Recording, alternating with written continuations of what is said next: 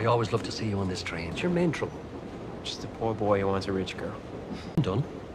She's not really rich, she's low up. Do you have plans in your head to make something of yourself? Maybe. If she loved you, she'd take you poor.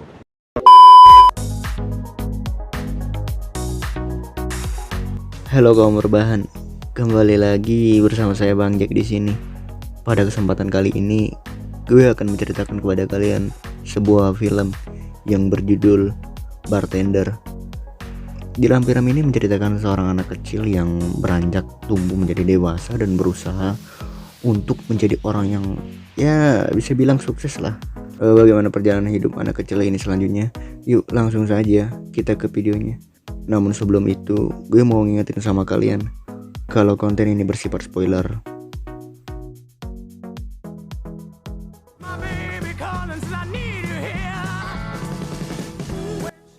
Diawali dengan memperlihatkan seorang ibu yang bernama Natalie dan anaknya yang bernama Junior. Mereka kembali ke tempat kakek mereka karena telah beberapa bulan tak membayar uang sewa.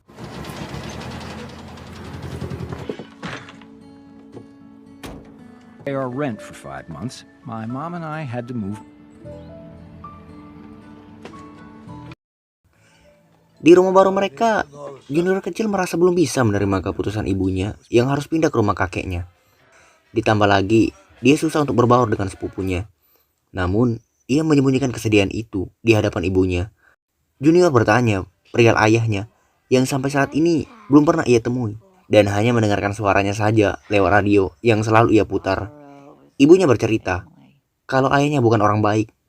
Dia meninggalkan Junior kecil dan tak mau menafkahi mereka. Tapi Junior kecil yang menginginkan sosok sang ayah masih mengharapkan ayahnya kembali bersama keluarga kecil mereka. Dan hal ini dibuktikan, dia selalu menjadi pendengar setia ayahnya saat melakukan siaran radio.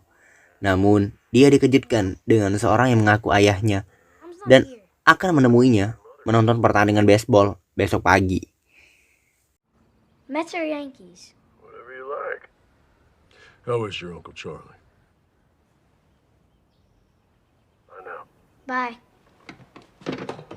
Singkat cerita, pagi pun tiba.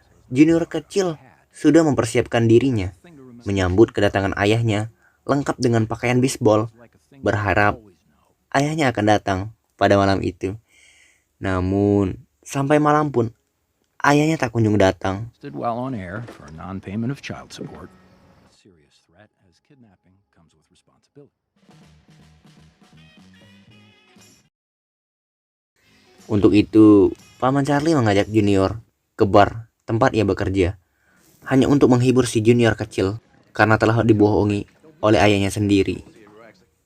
Singkat cerita, pagi pun tiba. Akhirnya, kita diperlihatkan sosok ayah Junior yang memang kalau dilihat seperti sosok bajingan ya. Dia mengajak Junior jalan-jalan dan mencoba akrab dengan anaknya itu. Ayah Junior juga mengatakan alasan dia meninggalkan ibunya karena dia sibuk dengan pekerjaannya sebagai seorang penyiar radio dan meminta kepada Junior agar tetap mendengarkan radio. Di samping itu juga dia memberikan beberapa lembar uang kepada Junior. Tell your mother not to spend that on. See you soon, Junior. A doc?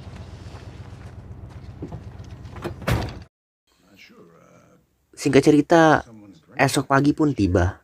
Pihak sekolah mempermasalahkan identitas si kecil Junior karena sejak kecil Junior tidak pernah dibuatkan akte kelahiran oleh ibunya.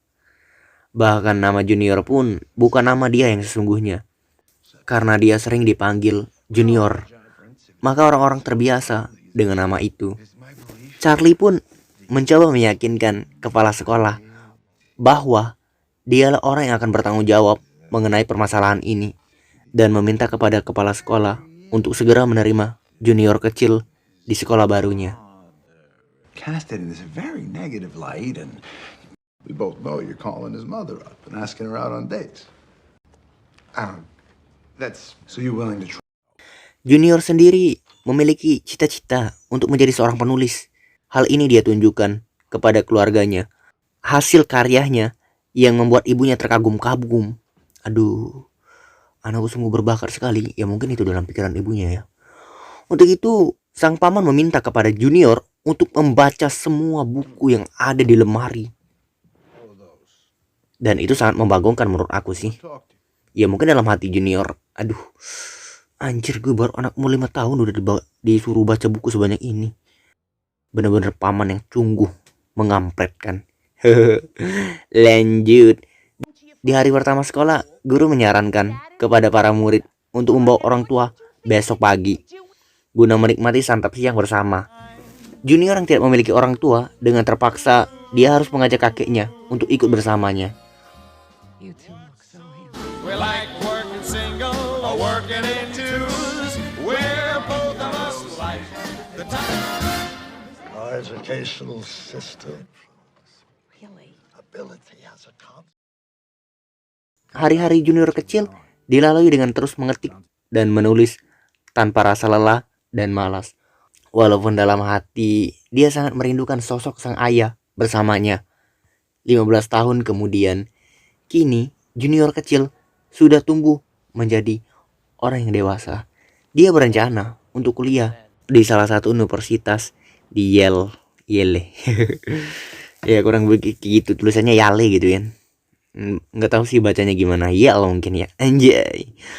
Sebagai anak yang berbakat di sekolahnya, Junior mendapatkan beasiswa untuk kuliah di sana. Dan hal itu sangat membanggakan ibu dan pamannya. Tibalah hari keberangkatan Junior, sang ibu sangat menyayangi anaknya itu dan selalu memberikan motivasi kepada anaknya itu untuk tetap giat belajar. Gapailah cita-citamu setinggi langit. Dan jangan lupakan kedua orang tuamu yang melahirkanmu dan merawatmu sampai saat ini.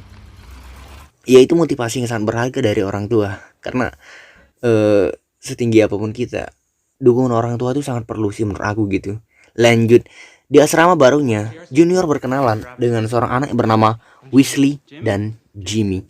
Tidak seperti Junior yang memiliki otak yang cukup cerdas, Weasley adalah anak yang cukup malas.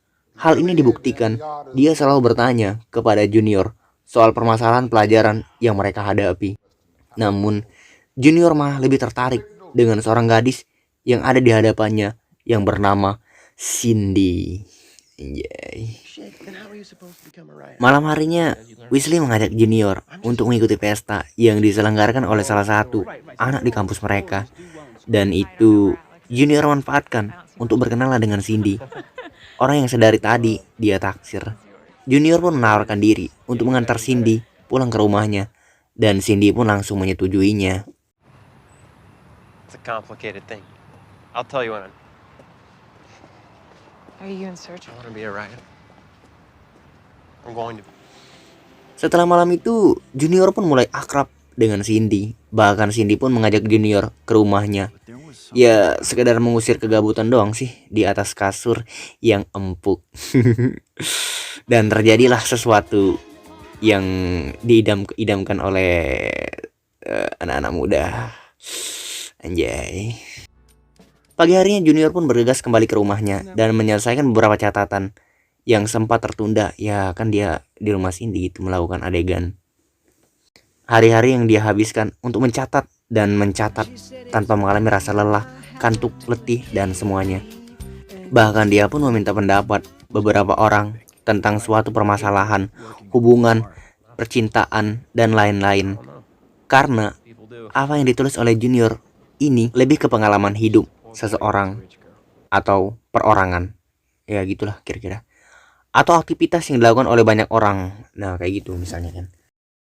You have plans in your head to make something of yourself. Go with maybe. If she loved you, she'd take you for. Selesai melakukan ritual bersama Cindy, Junior pun mulai mengungkapkan perasaannya dan berencana menjadikan Cindy pacarnya. Namun Cindy menolak karena dia sendiri sudah mempunyai pacar dan tidak mau putus dengannya. Junior pun kecewa dan menceritakan itu semua kepada sahabatnya. Kalau dia hanya dijadikan badut atau pelampiasan nafsunya Cindy. Aduh kasihan banget si Junior ya, dijadikan badut doang sama si Cindy.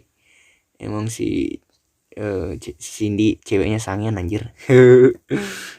Anjir. Beberapa tahun pun berlalu. Kini acara kelulusan mahasiswa pun akan diumumkan. Ibu Junior pun bangga melihat anaknya mengenakan toga itu.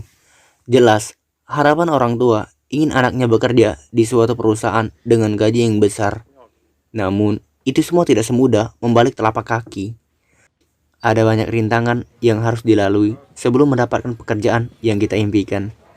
Tapi, karena Junior memiliki bakat di bidang tulis-menulis, dia pun mulai dilirik oleh perusahaan The New York Times dan menjadikan Junior menempati posisi di barisan awal. Namun, saat pertama kali bekerja, Junior harus dikejutkan dengan koran yang memberitakan kalau Cindy sudah menikah dengan pria kaya. Namun hal itu tidak membuatnya sedih ataupun galau. Dia malah lebih bersemangat untuk menata masa depan yang lebih cerah. Junior pun mendapatkan telepon dari ayahnya untuk bertemu di sebuah bar. Ya, sekedar ngobrol dan minum, ditambah lagi dia sudah rindu sekali dengan sang ayah ini. Ayahnya juga mengatakan kalau dia sudah mempunyai istri baru di rumahnya, dan itu membuat Junior harus lebih bisa memaklumi sosok sang ayah. Namun, anggapan baik Junior kepada sang ayah berubah ketika sang ayah menganiaya istrinya sendiri karena telat memasakkan daging untuknya. Junior pun merasa apa yang dilakukan oleh ayahnya sangat keterlaluan. Dia membentak ayahnya dan kecewa dengan tingkah laku ayahnya. Ayahnya meremehkan Junior dan menganggap kalau dia bukan apa-apa. Junior pun menelpon polisi dan melaporkan ayahnya ke pihak kepolisian. Junior pun kembali ke rumah ibunya.